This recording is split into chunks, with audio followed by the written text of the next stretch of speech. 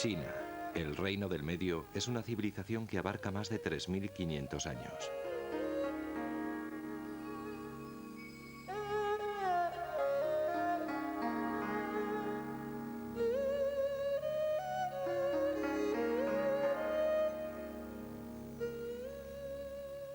En este siglo se han empezado a desvelar los secretos de China, tierra misteriosa, gracias a unos increíbles descubrimientos arqueológicos que nos han permitido ver cómo eran sus primeras civilizaciones.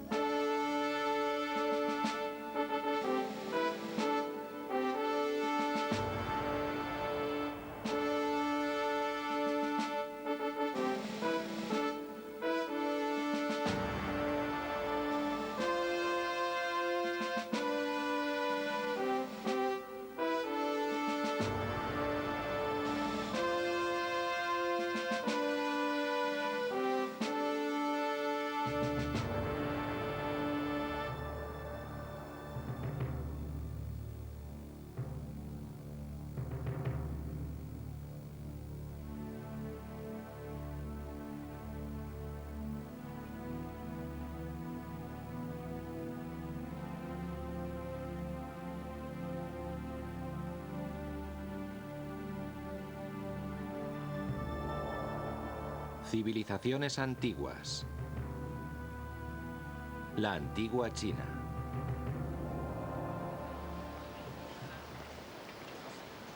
Te podrían perdonar que pensaras que esto es Shanghái o Beijing. De hecho, es la Chinatown de Londres. Muchas capitales de Occidente ahora tienen su propio barrio chino, donde la cultura china es fácilmente accesible. Allí podrás probar los sabores de Oriente en restaurantes y supermercados y ver la influencia de la arquitectura china que te rodea.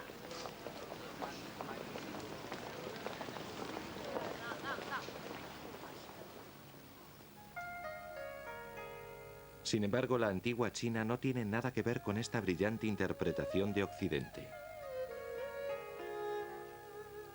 La leyenda china cuenta que al principio de los tiempos había un gran caos en el mundo y que el cielo y la tierra eran como la clara y la yema de un huevo.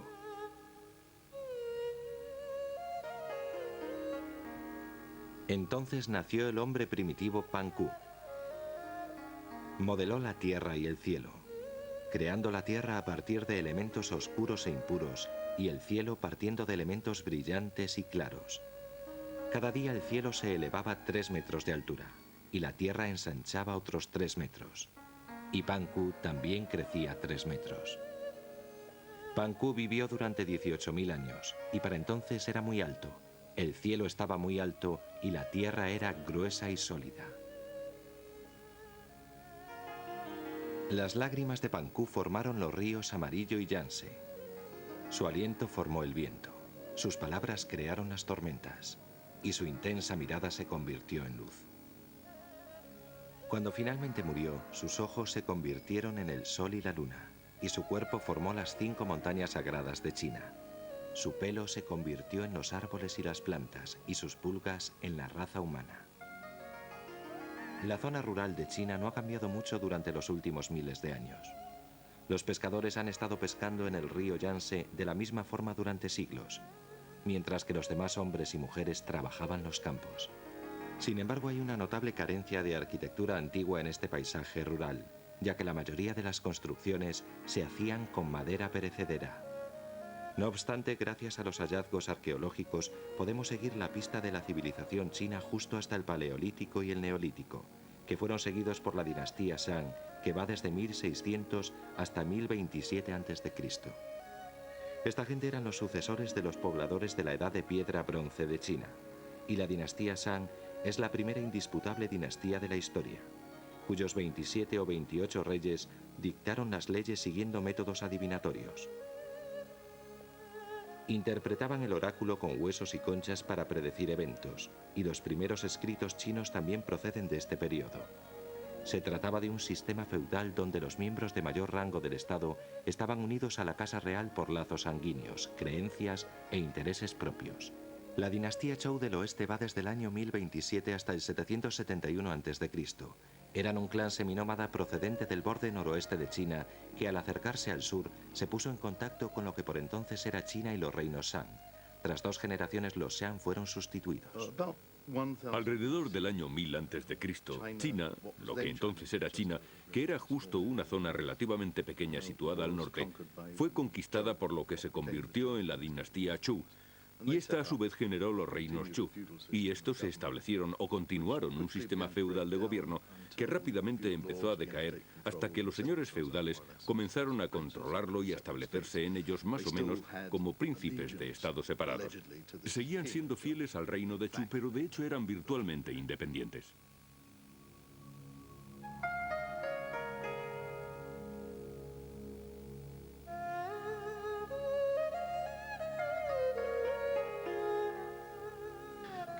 Confucio era un feudalista que, por supuesto, venía de la clase gobernante, por lo que naturalmente la quería perpetuar, y sus enseñanzas se han ido transmitiendo a través de los siglos hasta hoy.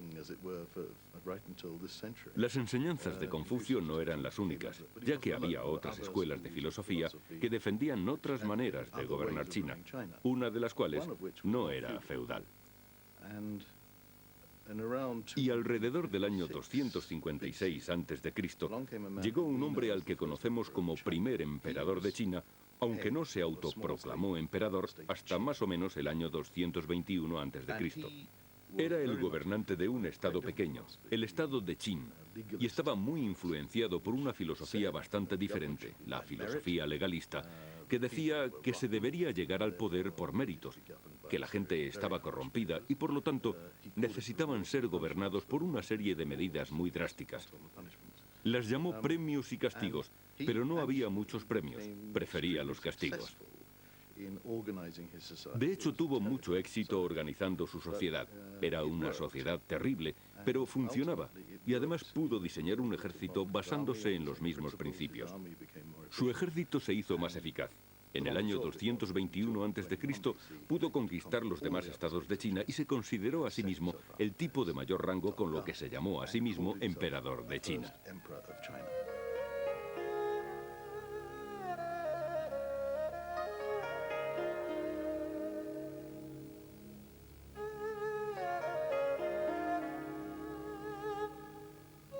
Cada uno de esos estados había empezado a desarrollar su propia escritura para el chino. Él no quería eso, ya que no podía comunicarse adecuadamente con esos símbolos, por lo que hizo que la gente se pusiera a trabajar para diseñar una escritura común para China que pudiera operar por todo el imperio. Esa escritura común sigue con nosotros. Así que el primer emperador de China codificó el lenguaje y prohibió que nadie más usara otras escrituras. Y actualmente, a través de la arqueología, hemos descubierto todo tipo de evidencias que nos demuestran que la escritura o escrituras, antes de la codificación del primer emperador de China, era bastante diversa. Y podemos ver todos estos tipos de escritura de pájaro. Una escritura con letras en forma de pájaro o pequeña serpiente. Y podrán observar algunos nuevos elementos que se han añadido a la escritura que probablemente representa cierto tipo de dialecto local. Y todas estas cosas desaparecieron después de la codificación. Y podrán ver cómo va adquiriendo importancia la escritura china. O podemos ver cómo la escritura oficial se ha convertido en algo sagrado. Y eso no lo puede cambiar nadie. Para la gente acostumbrada a las lenguas inglesas y europeas, es un poco difícil de entender, pero la escritura china no depende del sonido de las palabras. es más bien parecido a nuestro sistema de números. El número 8 se pronuncia 8 si hablas español, 8 si eres francés, H si eres alemán, etc. Pero el símbolo es el mismo para todos ellos. Y de eso tratan los símbolos chinos. Todos los símbolos chinos son números. Son símbolos para ideas, no tienen que ver con la manera en que los dices. Así que, aunque a través de su imperio la gente hablara lenguas diferentes, todos escribían igual. Tenían unidad. Él tenía instrumentos de comunicación por todo su imperio. El primer emperador, cuyo título completo era Qin Shi Huangdi, se autoproclamó emperador en el año 221 a.C. Antes de tomar otros estados de China, era el rey Chen de Qin, el noreste de China. Ascendió al trono en el año 246 a.C. a la tierna edad de 13 años. Pero al principio las cosas no habían resultado nada fáciles. El hombre que actualmente controlaba a Qin era el regente de Chen, un ministro llamado Lu Puwei. En el 238 a.C. se sospechaba que la propia madre de Chen conspiraba en contra del joven rey. Chen aplastó a los rebeldes, eliminó a Lu Puwei y se vio obligado a poner a su madre bajo arresto domiciliario. Incapaz de confiar en su propia madre, el rey Chen no se fiaba de nadie, y quizás estos hechos hicieron que dictara unas leyes tan severas. Uno de sus oficiales describe a Chen como hombre de nariz aguileña, con ojos agudos, el pecho de un ave de presa y la voz de un chacal, de disposición ingrata y con mente de un tigre o lobo. Generalmente se comportaba decentemente con sus hombres, pero la intoxicación de éxitos hizo que les convirtiera en sus víctimas. Esta pintura muestra a un hombre cruel que se convirtió en el primer emperador. Preparó el estado Qin para un gran destino: reunir todas las tierras de China bajo un solo emperador, él mismo. Todos los hombres Qin tenían que dedicar sus vidas al servicio militar y se eliminaron los sistemas de ascenso entre los nobles. El poder procedía de una única fuente, el rey. Abolió totalmente el sistema feudal, es decir, abolió la clase hereditaria. Y China se convirtió en una sociedad donde te promocionaban según el mérito y según la destreza.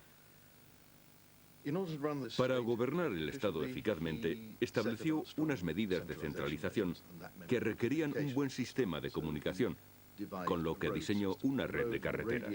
Las carreteras partían desde su capital, en Xinjiang, y estas, al igual que las calzadas romanas, llegaban hasta las fronteras más lejanas de su imperio. Creó un sistema de defensa de su nuevo estado, ya que para mantenerlo tenía que protegerse de los ataques del exterior. Todos los enemigos de China, una vez que entiendes el concepto de lo que puedes llamar China, todos estos enemigos chinos eran del norte, y él construyó la Gran Muralla China para mantener alejados a esos enemigos. La Gran Muralla sigue siendo una de las 7 maravillas del mundo. Y sigue siendo un asombroso logro en cuanto a su tamaño, ya que sus 4.800 kilómetros de longitud van desde el este de China hasta el desierto de Gobi y mide 7,6 metros de altura.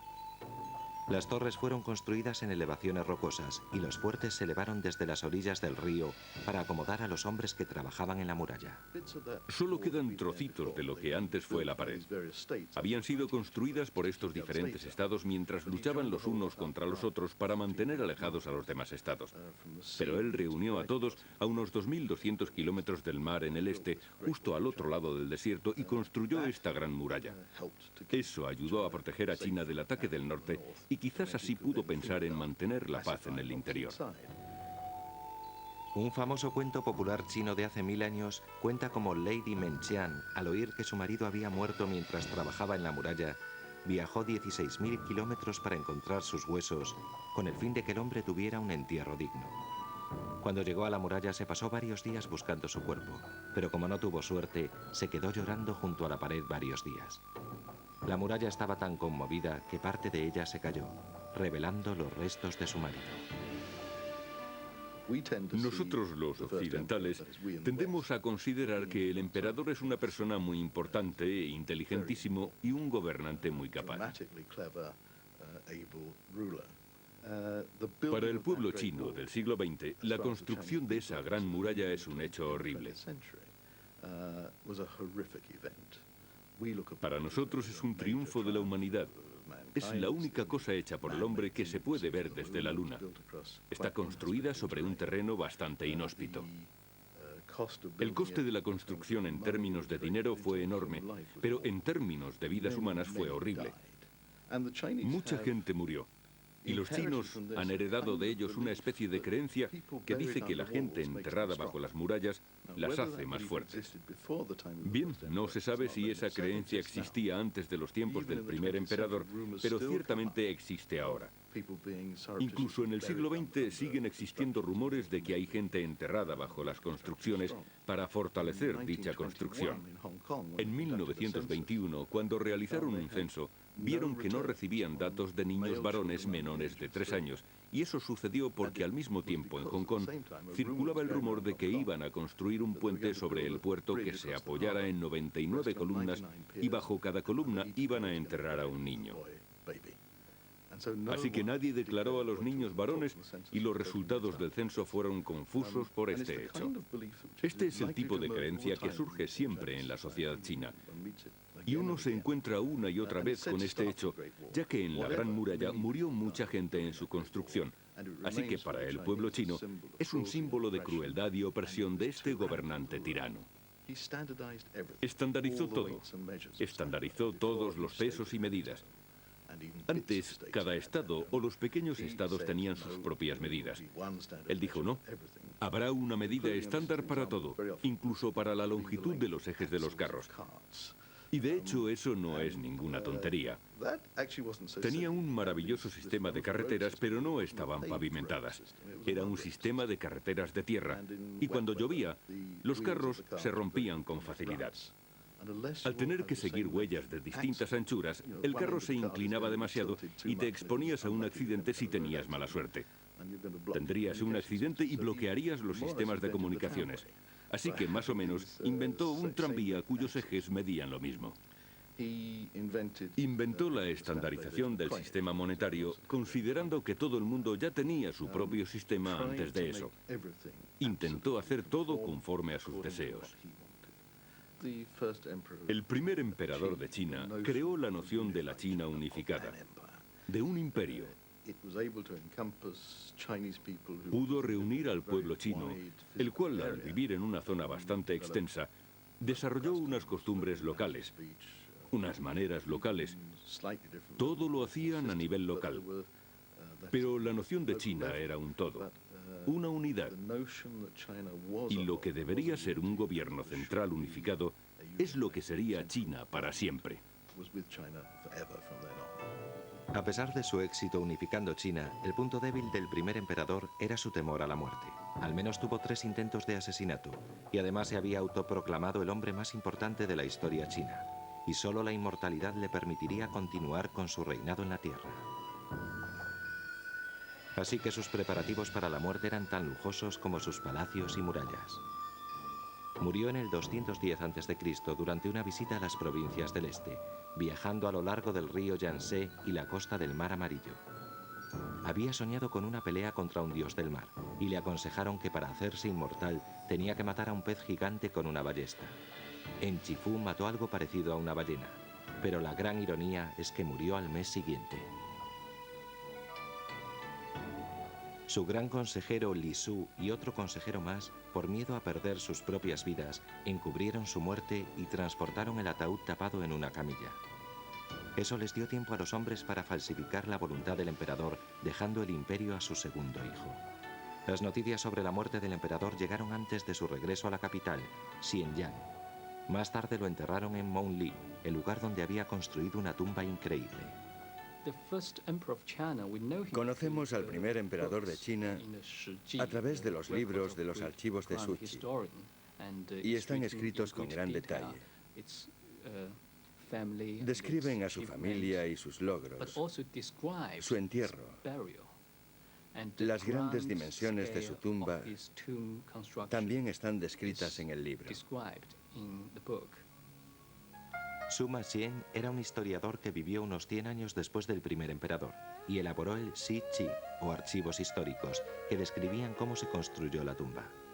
En cuanto el primer emperador se convirtió en rey, empezaron a construir su mausoleo en el monte Li, Más de 700.000 conscriptos chinos trabajaban allí. Cavaron 3 manantiales subterráneos. Echaron cobre fundido en la parte exterior del cofre y llenaron el cementerio de modelos de palacios, torres y edificios oficiales, así como finos utensilios, piedras preciosas y curiosidades. Las vías fluviales del imperio, los ríos Amarillo y Yangtze, estaban representados con mercurio y estaban hechos para fluir mecánicamente. Por encima, pintaron constelaciones celestiales, mientras que por debajo se encuentra una representación de la Tierra. Instalaron lámparas de aceite de ballena para que alumbraran por mucho tiempo. La tumba actual, enterrada en un montículo herboso, está siendo investigada y conservada para que la magnificencia de su interior solo se pueda imaginar por el momento. Actualmente el montículo está rodeado de campos, pero en el 210 a.C. había existido un recinto interior cercado, con vallas a cada lado, con otro recinto amurallado alrededor. Estos recintos habían sido parte de las estrictas medidas tomadas para proteger a la tumba de los ladrones de tumbas. Y está escrito que dentro de la tumba también había ballestas automáticas para disparar a los intrusos. Las excavaciones donde se halló el famoso ejército de terracota del primer emperador se encuentran a 1,5 kilómetros al este de su tumba.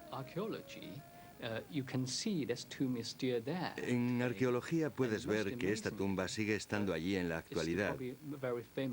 Y lo más asombroso son probablemente los famosos guerreros terracota o el llamado ejército de terracota del primer emperador de China. Se descubrieron durante la Revolución Cultural. Ahora es un museo con 3 grandes hoyos llenos de figuras de terracota del tamaño de un hombre e incluso más altos. Algunos de ellos miden 2 metros, con lo que algunas personas dicen que son descendientes de los norteños, los cuales son más fuertes que los chinos actuales.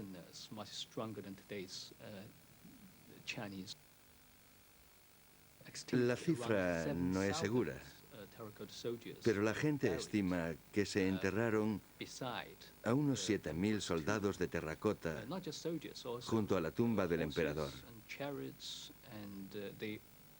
No solo hay soldados, sino también caballos, carros, y los soldados originalmente tenían armas de bronce, aunque los campesinos rebeldes las llevaron la primera vez que entraron en la tumba, ya que lo que más necesitaban eran las armas de bronce.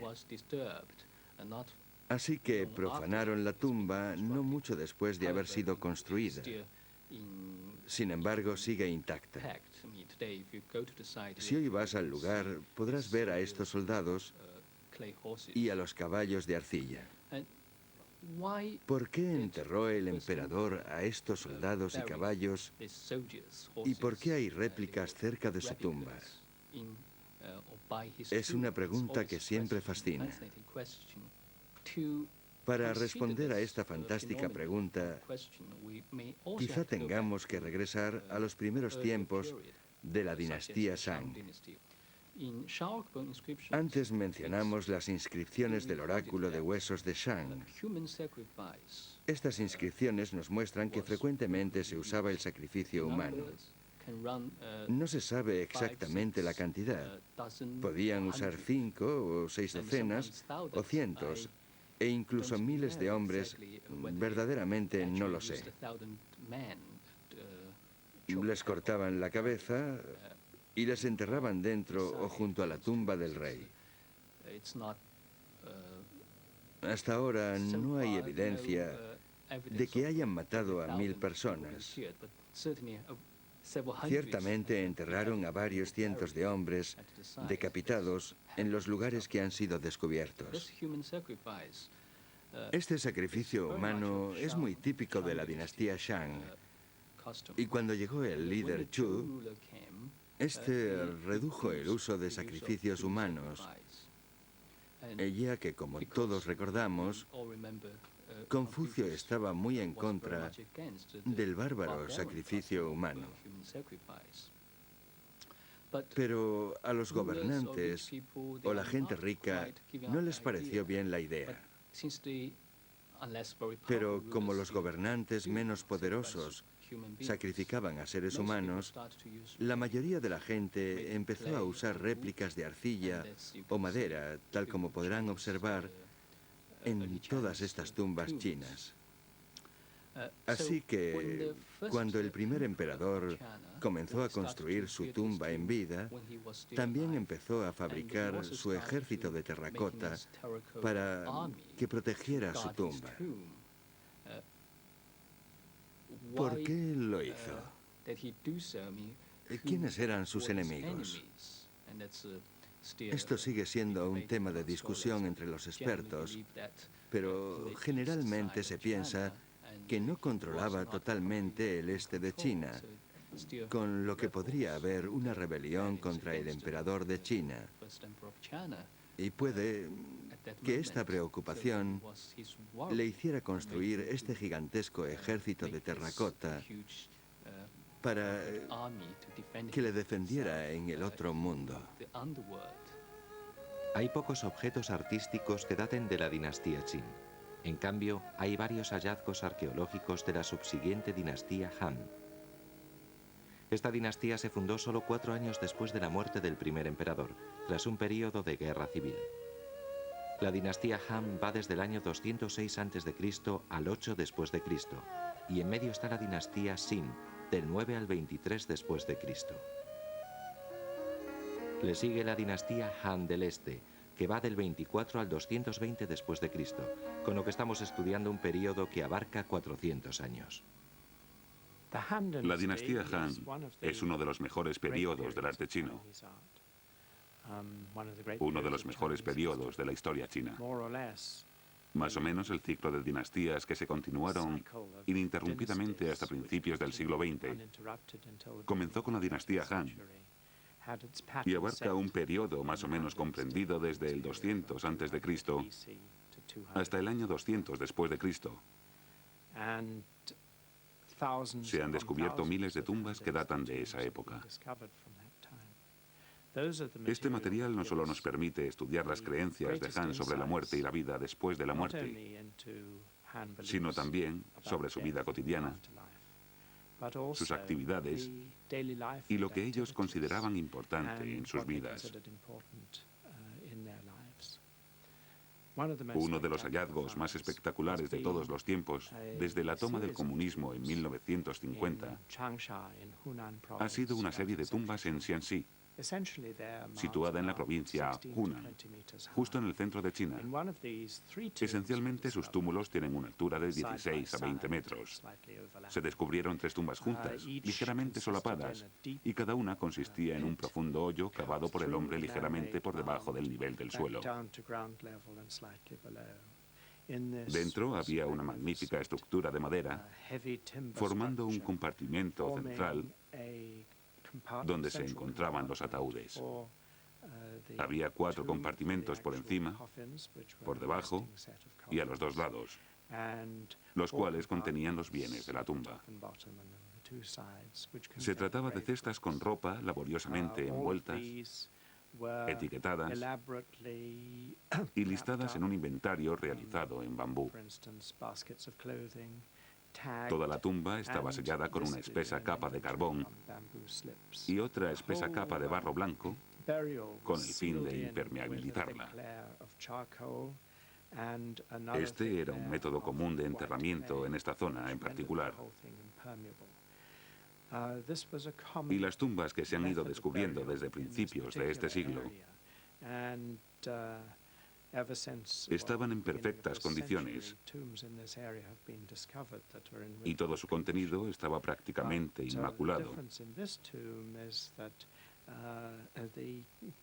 E incluso el cuerpo de la mujer que estaba enterrada solo estaba ligeramente descompuesto. En la cámara que contiene los 3 ataúdes, prácticamente el último objeto depositado en la tumba era una bandera de seda doblada que fue hallada sobre el cofre más profundo que contenía el cuerpo de la propia señora. Es una especie de bandera funeraria que podría haber sido llevada en una procesión hasta la tumba y que representa a la propia mujer con sus sirvientes en el centro, y arriba está representada su transformación en un espíritu celestial con un cuerpo con forma de serpiente.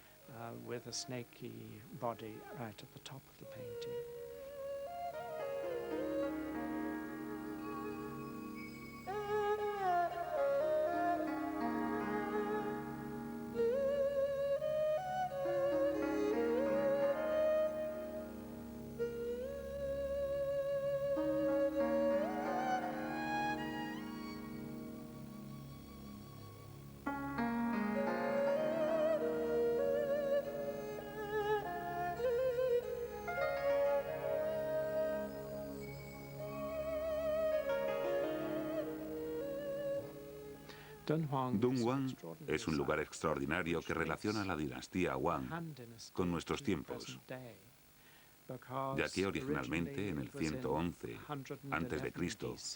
fue cuando el guerrero emperador Wudi quería consolidar su poder, expandiéndose hacia el oeste y hacia el este.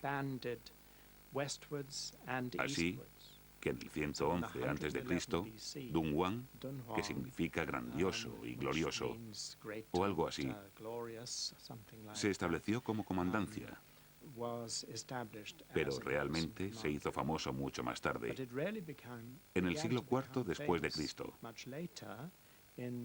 cuando un monje budista llamado Yeu-tsung cavó, según dicen, una cueva para meditar en solitario en un arrecife de 1,5 kilómetros de largo, situado aproximadamente a 25 kilómetros desde Dunhuang hacia el sureste. Y a continuación, durante el periodo de las dinastías norteñas, es decir, en los siglos V y VI después de Cristo, y a un ritmo increíble en los siguientes siglos, se excavaron cuevas contiguas en Dunhuang, en un arrecife de arena.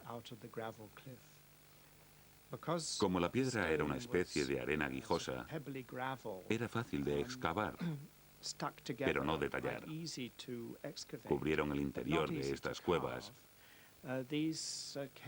con una especie de escayola mezclada con un material orgánico, cáñamo silvestre y paja, que, como podremos observar, está muy mezclado con el barro.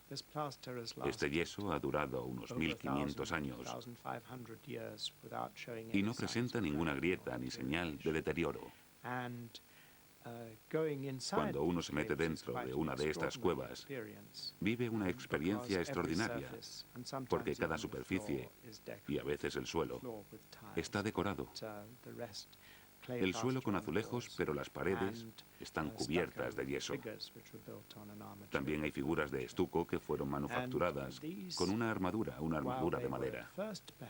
Y todo esto, aunque quizás al principio lo pretendieran usar simplemente para la meditación en solitario en medio del campo, según una parte vital de la práctica budista, pronto se convirtió en el santuario de Buda. Hay escenas del paraíso.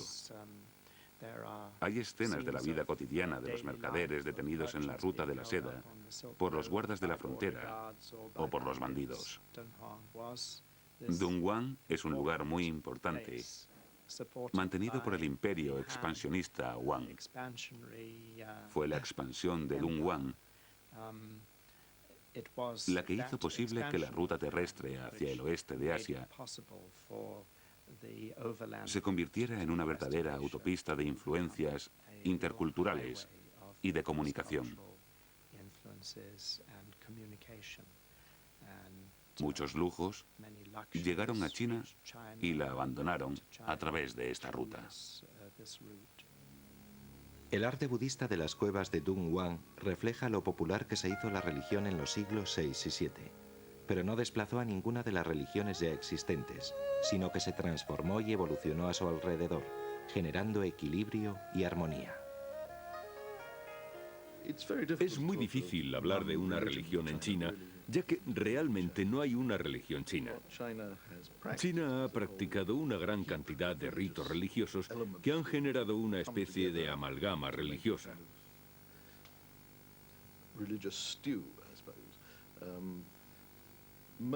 La mayoría de los chinos practican una mezcla de religiones a la vez, en la que incluyen el budismo, que llegó a China procedente de India hacia el primer siglo después de Cristo, no mucho después de Cristo, y rápidamente ganó aceptación en China, pero se fue transformando en el proceso.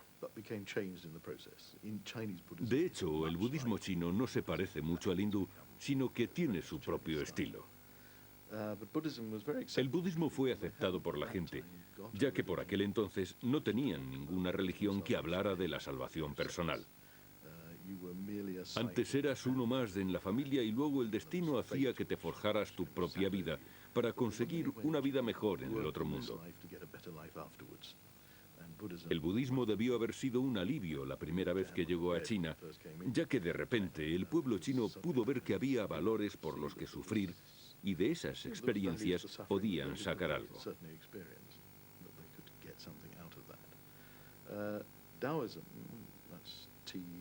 El taoísmo era la filosofía nativa china que se seguía en tiempos de Confucio y los legalistas. Y para los corazones de los chinos, el taoísmo es muy importante. Es una especie de filosofía naturalista que básicamente afirma que la naturaleza no actúa para nada. Simplemente, la naturaleza es. Y si uno realmente quería ser feliz, tenía que estar en paz con la naturaleza y eso significa que tampoco podía hacer nada. En cierto modo, es una especie de filosofía hippie. No tenías que preguntar dónde podías conseguir dinero, ya que éste aparecía de algún modo. Pero para los chinos era muy importante y tenías la noción de que la naturaleza y tú erais uno. Y en el taoísmo lo que más podías esperar era convertirte en uno con la naturaleza. Mientras intentaban mezclarse con la naturaleza, se metieron en senderos muy extraños, ya que la gente de la naturaleza sería eterna, con lo cual la gente empezó a buscar el elixir de la vida para conseguir la vida eterna. Empezaron a buscar maneras de alcanzar la inmortalidad. Así que siguieron caminos muy extraños, tales como la búsqueda de la piedra filosofal y todo ese tipo de cosas. Pero estaba muy claro que hicieran lo que hicieran, usaran la técnica que usaran, probaran las medicinas que probaran o siguieran las técnicas que siguieran, terminaban muriéndose. Y cuando el budismo llegó a China, no mucho después de Cristo, el taoísmo consiguió su propia armonía, situado en una zona donde cuerpo y alma se empezaban a separar y terminó convirtiéndose en religión. Era obvio que el cuerpo no existiría siempre, pero cuando te morías, quizás tu alma sí podía. Con lo cual el taoísmo también se convirtió en religión. También creían en la veneración de los antepasados. El culto a los muertos en China consiste en venerar a tu padre, a tu abuelo, a tu bisabuelo y así sucesivamente en la línea masculina hacia atrás, ya que los dioses y esos antepasados te podían cuidar durante tu vida. Eso es lo que esperabas. En ciertos aspectos es una especie de religión negativa, porque si no les rezas, sus almas se ven en grandes dificultades en el otro mundo, ya que dichas almas se mantienen vivas gracias a las ofrendas que les haces. Si mueren, pagarás por ello. Pero el lado positivo es que crees que tus antepasados tienen un interés positivo en tu bienestar. Y a cambio de tu adoración harán todo lo necesario para que tu vida sea lo mejor posible en esta tierra. Era una religión familiar. La familia era muy importante para los chinos y lo sigue siendo. El culto a los antepasados, el taoísmo y el budismo, todo tipo de creencias antiguas. Las creencias de que las montañas, los árboles, los manantiales que tenían dioses relacionados con ellos debían ser calmados y adorados. Y una gran creencia sobre la existencia de espíritus malignos y fantasmas por todas partes. Significaba que la cultura china estaba llena de todo tipo de religiones y fenómenos cuasi religiosos, y el pueblo chino empezaba a creerse todo. La ruta de la seda no solo llevó a China las influencias religiosas y culturales del budismo, sino también el comercio con otros países.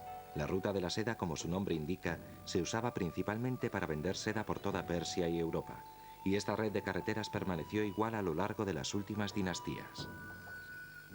En pleno apogeo del Imperio Romano había fronteras más o menos comunes entre China y Persia. Y en tiempos de Cristo se vendía la seda por todo el Imperio Romano. Los romanos sabían que existía la seda y que ésta procedía de China. Hay historias curiosas sobre sus creencias. Tenían la visión de un árbol de seda que producía esa cosa que tanto deseaban. Pero generalmente las mercancías procedentes de China no venían por mar. Con el mundo árabe también se comerciaba poco por vía marítima, sino que principalmente estas recorrían la antigua ruta de la seda que iba a Persia y luego a Europa. Pero para los chinos no era bueno. Realmente no lo querían. Querían ser autosuficientes y en los últimos años vemos este mismo deseo una y otra vez, ya que los gobernantes chinos han intentado mantenerse alejados del resto del mundo, cosa que ha continuado hasta los años 80, aunque ha habido pequeños intentos por parte de algunos emperadores que hicieron algún negocio con el exterior. Y ese comercio cambió con los tiempos. Por supuesto, había seda. Y probablemente más tarde, alrededor del siglo VIII o IX, conseguimos té. Y por aquel entonces, los chinos empezaron a tomar té. El té es muy valioso, no solo porque a la gente le gusta su sabor, sino porque es muy bueno para la salud, ya que tenías que hervir el agua, y eso tiene un inmenso efecto en la salud pública de las naciones consumidoras de té. Y para China, eso era muy importante. El té no se conoció en China hasta la dinastía Tang, alrededor del año 600 después de Cristo, cuando fue introducido desde el país fronterizo, India. Su llegada a China se produjo en el último periodo de la dinastía Sung, del año 960 después de Cristo en adelante. Los monjes budistas descubrieron que el té contenía algo que les ayudaba a mantenerse despiertos durante largos periodos de meditación, que era por supuesto teína. La leyenda china cuenta que el monje budista Bodhidharma se cortó los párpados para mantenerse despierto mientras meditaba. Estos cayeron al suelo y de ellos brotaron matas de té. Las hojas de la planta de té tenían exactamente la misma forma que los párpados. A lo largo de los años, los chinos han desarrollado una arcilla roja especial que usan para modelar delicadas teteras que, según dicen, mejoran el sabor del té. El peor problema es que no querían nada del mundo exterior con lo que no hacían negocios. Y el problema se agravó en los siglos XVII y XVIII y principios del XIX, convirtiéndose en la preocupación principal de los negociantes que querían obtener desesperadamente mercancías chinas y no tenían medios para pagarlas, excepto la plata. Y la plata se convirtió en una materia extremadamente difícil de conseguir en los siglos XVIII y XIX porque toda iba a parar a China, aunque particularmente los chinos no la querían, pero ahí estaba. Últimamente empezaron a usar el opio como medio de pago, aunque esa es otra historia que nos lleva a una era más reciente, que podríamos decir que termina en 1997 con la devolución de Hong Kong a China. Podríamos decir que Hong Kong se fundó a partir del comercio del opio en 1842. La historia de China, que data de hace miles de años, sigue influyendo enormemente en el aspecto actual de China. Cada etapa de la vida china está mezclada con antiguas influencias, y el orgullo chino sobre su cultura ha mantenido vivas a la historia y a las leyendas.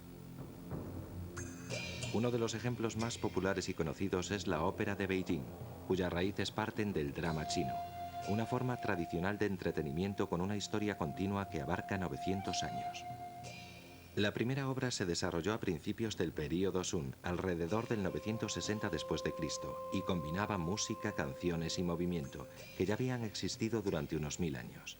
Las obras chinas se llaman óperas porque la música es un elemento muy importante, aunque se parecen poco a la ópera occidental. La ópera de Beijing se formó a principios del siglo XIX, cuando el emperador Qianlong mandó traer grupos de ópera desde toda China hasta Beijing, para que actuaran en su 18 cumpleaños. Inevitablemente algunos grupos permanecieron en la ciudad y formaron uno nuevo, y una nueva forma de ópera que combinaba la música, el baile, la mímica y las acrobacias. El público ya es familiar con los cuentos representados que se basaban en sucesos históricos y en el folclore.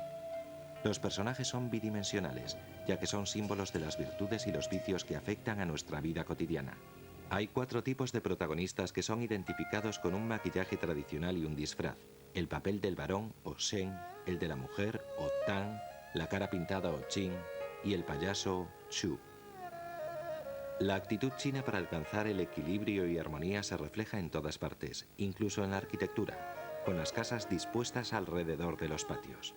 El espacio entre los laterales del patio es tan importante como el interior de la construcción. Enfatizan la contradicción entre el interior y el exterior. La orientación de la construcción se apoya en un eje que va de norte a sur. El padre de familia vive en la sección superior norte. La distribución de las viviendas data de los comienzos de la historia china, incluso en las zonas rurales, pero quizás el mejor ejemplo sea el Palacio Imperial, situado en la Plaza Tiananmen de Beijing o la Plaza de la Paz Celestial. La ciudad prohibida está rodeada de muros, y dentro hay un extenso patio abierto que se divisa desde el Salón de la Armonía Suprema, que contiene el trono del dragón del emperador. El patio interior está marcado por un par de leones de oro en la puerta de la pureza divina, y en el interior de esta zona vivían los poderes imperiales.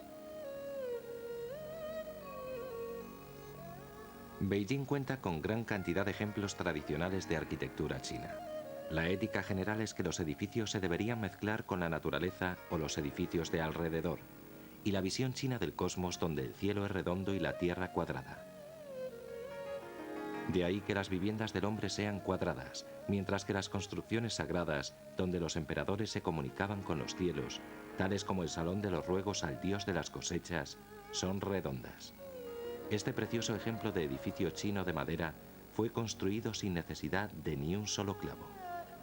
Hasta los jardines chinos están cuidadosamente diseñados, siguiendo el antiguo principio taoísta para conseguir un delicado equilibrio entre el hombre y la naturaleza.